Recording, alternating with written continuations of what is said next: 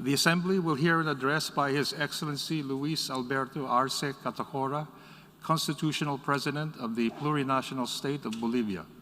I request protocol to escort His Excellency.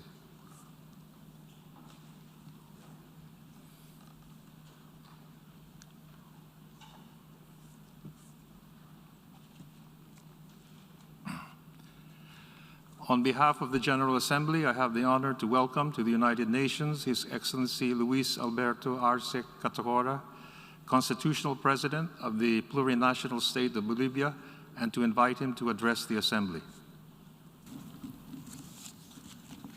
Muchas gracias. Thank you very much, fellow President of the General Assembly of the United Nations, Abdullah Shahid, Brother Secretary General Antonio Guterres, fellow heads of state and government, ministers of foreign affairs, and delegates present in the room. First of all, allow me to hail your election as President of this Assembly, as well as I would like to congratulate the Secretary General on being re-elected for a second term. We find ourselves in the most important forum created by humankind following the Second World War. It was designed as a forum to debate, to reflect, and to seek effective solutions to the various crises that our planet is confronting. The United Nations organization was designed based on the principle of legal equality of states, and to which can be added political equality. It was created to avoid having our planet once again experience armed clashes among states that endanger world peace that we all aspire to. Now, these goals have not been fully met because the ambition to control access to natural resources and to dominate entire nations have continued to lead to direct armed invasions, criminal blockades, and indirect interventions in the military, political, economic, and even the media spheres.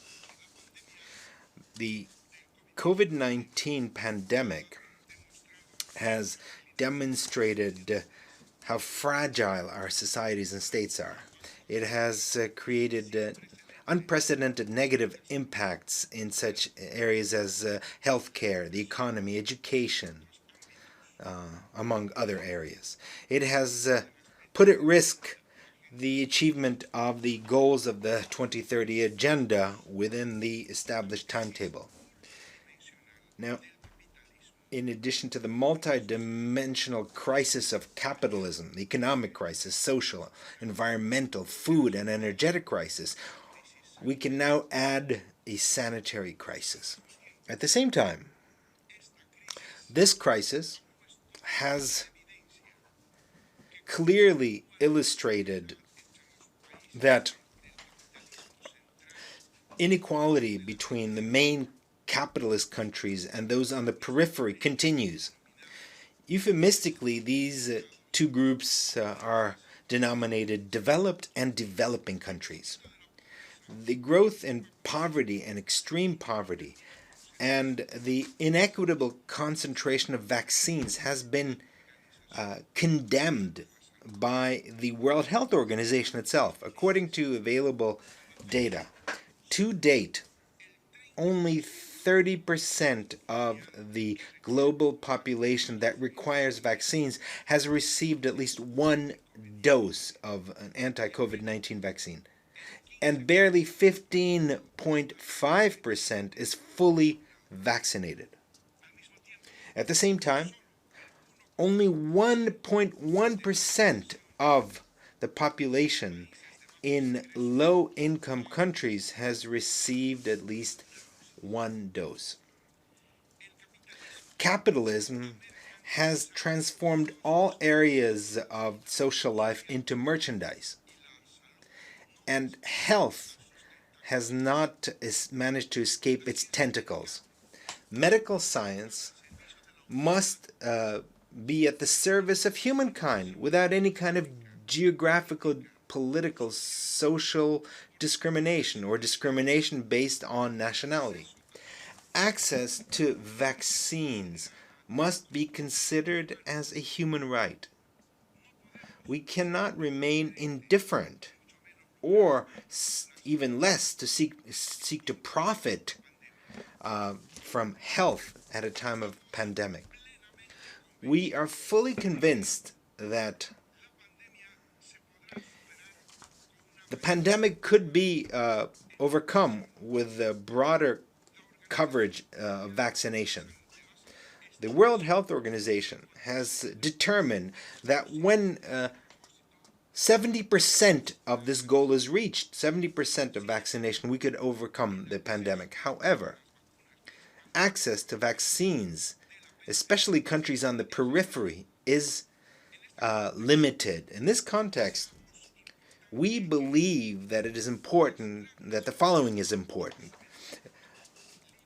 Transnational companies that produce medication should lift their patents and share their knowledge and technology for the production of COVID-19 vaccines. And through our joint efforts, we can ensure immediate access to vaccines to all people in all countries of the world.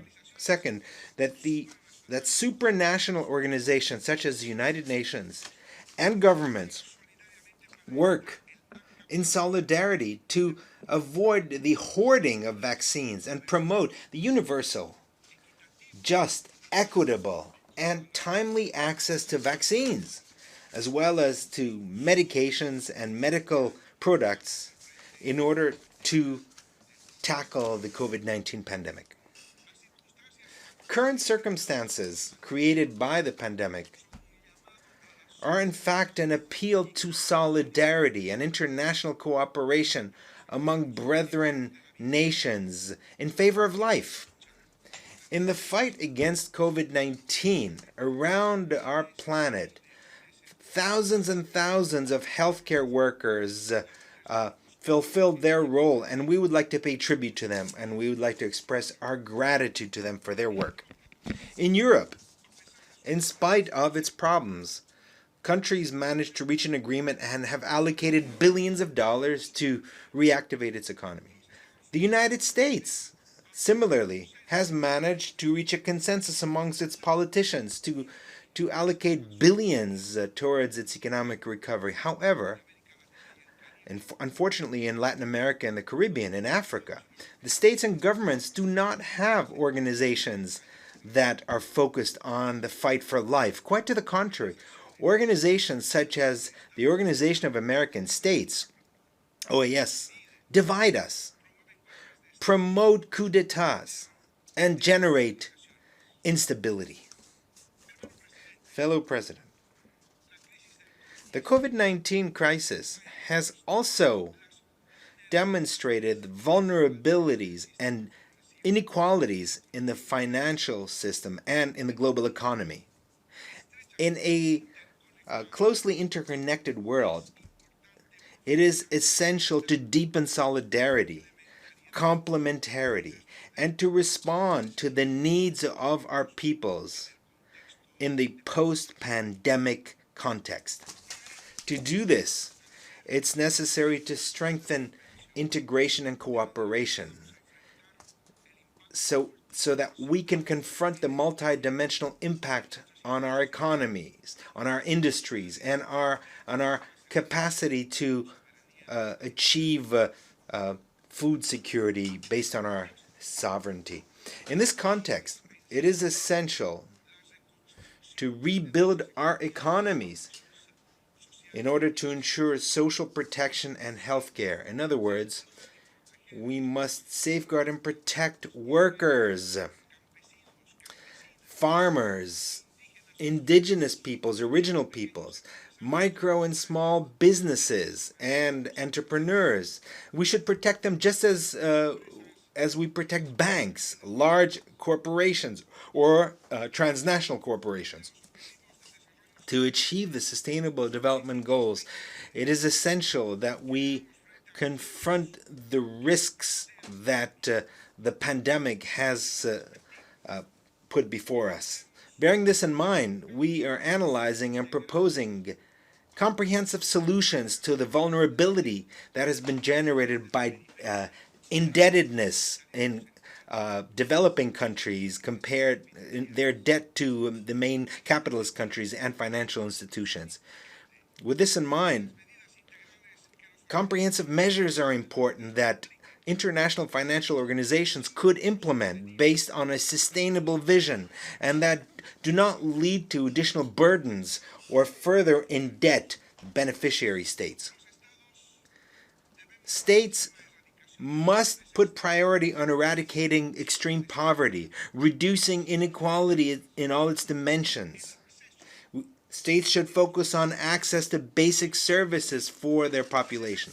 And we must assume in a responsible way the challenge of building a future based on solidarity, complementarity, sustainability, and cooperation among peoples. However, we will not make much progress in diminishing or eliminating these problems, such as poverty, as long as we continue in the current economic global order, which is unjust. Wherever we see injustice, and which continues to prevail in and impose inequality in international trade and puts obstacles towards industrialization. Furthermore, we have to continue to highlight that unfortunately the digital gap persists, and the rapid progress in digital technologies and electronic trade, e-trade, has become an instrument that could help economic recovery. However, the digital divide prevents these benefits from being shared equitably. And when this happens, digital technologies and e-trade become instruments to merely consolidate this unjust global order. Bearing this in mind, the plurinational state of Bolivia is proposing to move forward on reaching agreements with multilateral financial organizations to refinance or to ease the external debt at the global level, and to support social policies for populations in a situation of vulnerability, and to do this based on an approach of sustainable and comprehensive development. By the same token, it's important for the various international financial mechanisms to activate concessional lending, that they design and implement long-term and medium-term measures to ensure the achievement of the 2030 Development Agenda. Fellow President, our planet, our common home, our Mother Earth, still is suffering the terrible consequences of consumerism and excessive depredation of natural resources. And once again, we believe that the capitalist system is one of the main causes of the climate crisis. Based on the cosmovision of indigenous peoples, there is an interdependence between human beings and nature. This is why, as a state, we are promoting a new model of coexistence for the well-being of our people, which our people call living well. It promotes a change in the approach to life, leaving behind predation, irrational competition, and excessive consumerism, and this insatiable search to accumulate profits at the cost of Mother Earth and the life on our planet. This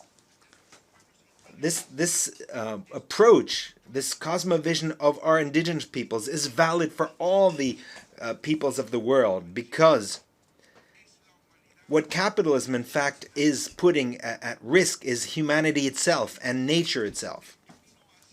Now, to take the path towards living well implies that our public policies and ways of life be in harmony and in balance with nature, we must restore our relationship with Mother Earth, because what's at stake is our survival as a species.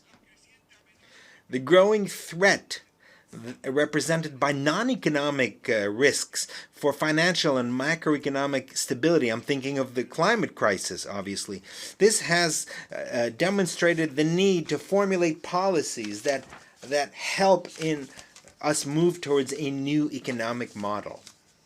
Now, consistent with our thinking, we have developed a Bolivian vision for the United Nations Framework Convention on Climate Change. We are proposing that all states parties meet in the framework of the COP26 in Glasgow, work together, and we would like to suggest the following for this. Based on this. Number one, the only real solution to eliminate the increase in temperatures to 1.5 degrees Celsius requires distributing the carbon budget among countries based on the criteria of climate justice and based on the principle of common but differentiated responsibilities. Number two, the main capitalist countries must assume the climate debt and the historic compensation toward the rest of countries of the world through financial cooperation, transfer of technologies, and the development of capacities, thus implementing the agreements that have been signed to date. Number three, it's essential to incorporate the knowledge, practices, and experiences of indigenous peoples and nations in building societies and ecosystems that are resilient to climate change. Number four, there's an urgent need to strengthen and step up efforts of countries to fight the climate crisis. In particular, the approaches that are not based on the carbon market. Efforts should be effective in reducing domestic greenhouse gas emissions. We are convinced of the urgent need to reform the global architecture that guides financial, investment, trade, development, environmental, and social policies around the world. Now, in this same context, we welcome the holding of the summit on food systems, because the health and the life of humanity depend on their access to food. We must strengthen and acknowledge the important contribution to the economy and preservation of nature that small-scale farmers and indigenous populations make. By the same token, I would like to take this opportunity to congratulate this Assembly for the very important decision adopted in declaring a decade of indigenous languages, which will begin next year. Languages transmit culture, knowledge, skills, and the history of peoples. This is why it's important for our states throughout in these years and in the future to promote actions to revitalize and strengthen indigenous languages, which are part and parcel of the cultural wealth of humankind. Fellow President, the charter of our organization is the main reference in safeguarding international law that governs relations among our states. For this reason, the United Nations organization has a preeminent role, especially in safeguarding human rights. This is why it is inconceivable that powerful countries take actions and measures that are unilateral and that generate negative effects against the right to life, to health, to food, and to education of millions of people. Just has been stated in this General Assembly in many opportunities, these coercive measures in fact, are applied extraterritorially and unilaterally. This is not only immoral, but in fact goes against international law and contravenes the charter itself of the United Nations. It weakens multilateralism. These measures are even more to be condemned and rejected when they intentionally and directly affect the exercise and enjoyment of human rights. Human rights are inherent. They're inviolable. They cannot be double standards. Access to vaccines, medicine, medical products, and essential goods such as food cannot be subjected to political interests. Nor should the right to life or the right to health should be used as a political mechanism to put pressure at the expense of the lives of millions of people that depend on this, especially in the time of pandemic. We reject any unilateral measure aimed at preventing our countries from exercising their right to determine freely their political, economic, and social systems.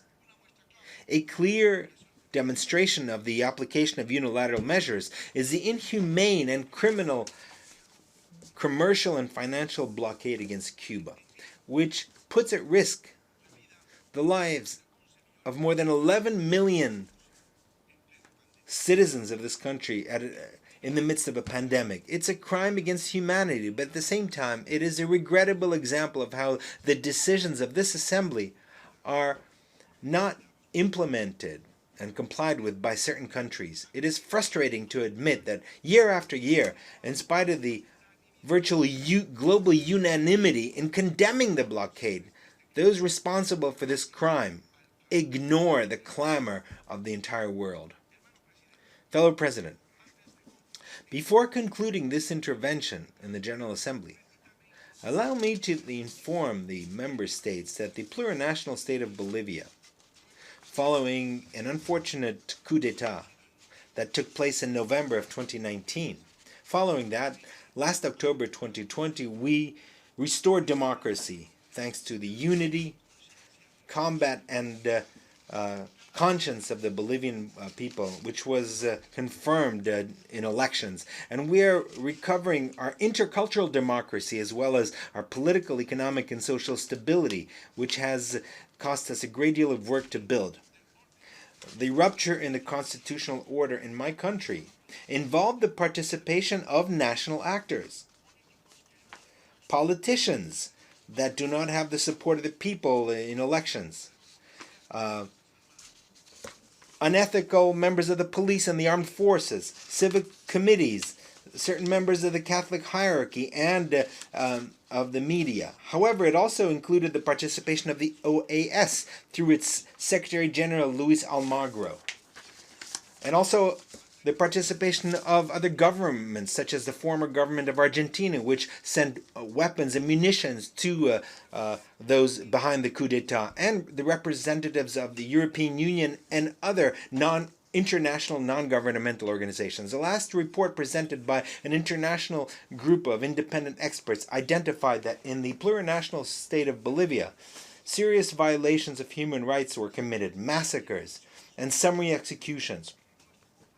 Our commitment to the Bolivian people is that we ensure justice for the 38 lives lost, for the hundreds of wounded, detained, for those who were persecuted, who were sent in exile, and for the grave violations of human rights that were conducted during the de facto government. Because justice is an essential precondition of any democracy and for the construction of a true social peace.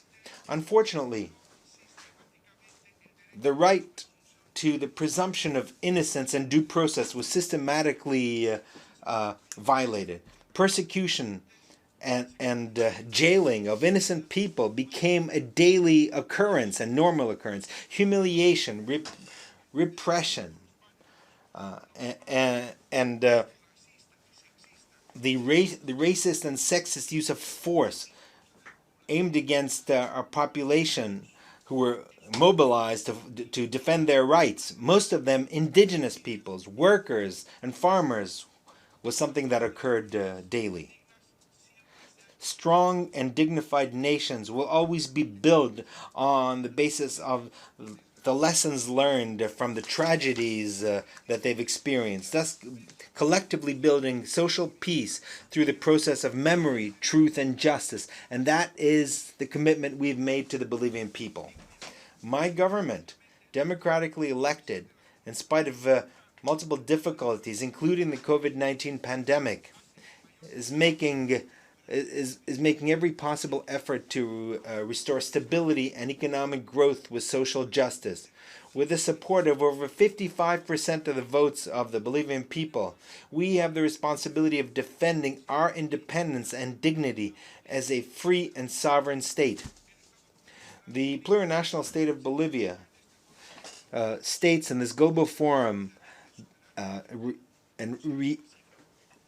states that it has a right to obtain a free and sovereign access to the Pacific Ocean through dialogue and coordination with the Republic of Chile, in accordance with a decision of the International Court of Justice, which in its decision on the 1st of October of 2018 urged Chile and Bolivia to work towards resolving this problem. Bolivia takes paragraph 176 of this decision as a suggestion to resolve this matter, and I quote, maintaining a dialogue and exchange in a spirit of good neighborliness in order to deal with topics involving the access to the Sea of Bolivia.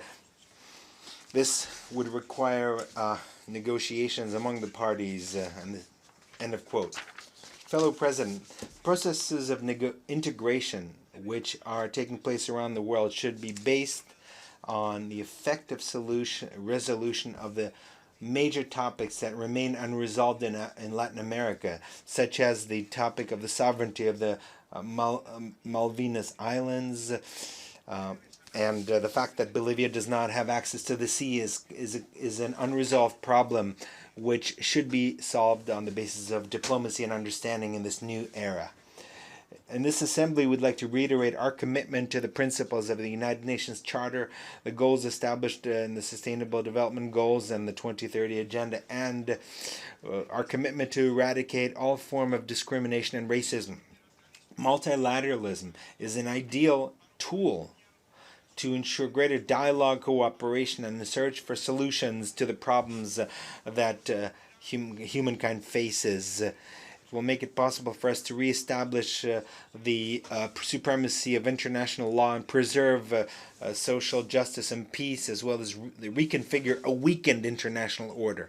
There's no doubt that the challenges to which we confront every day are increasingly more complex. If we want a better future for current and future generations, we must think about the path to take in order to overcome the polarization in the global architecture, and in its place join efforts to promote international cooperation that allows us to confront current problems on a stronger footing. Fellow President and nations of the world, we find ourselves at an unprecedented moment where the future of humankind depends on the decisions that we will make. It is our duty to build a more just and more democratic world based on more solidarity. Let's work to put an end to slow down the climate crisis and to build equality, so that to live well means access to education, healthcare, food, a dignified job, a comprehensive development, and true harmony with Mother Earth. Let's work to ensure the self-determination of peoples and lasting peace. Thank you very much.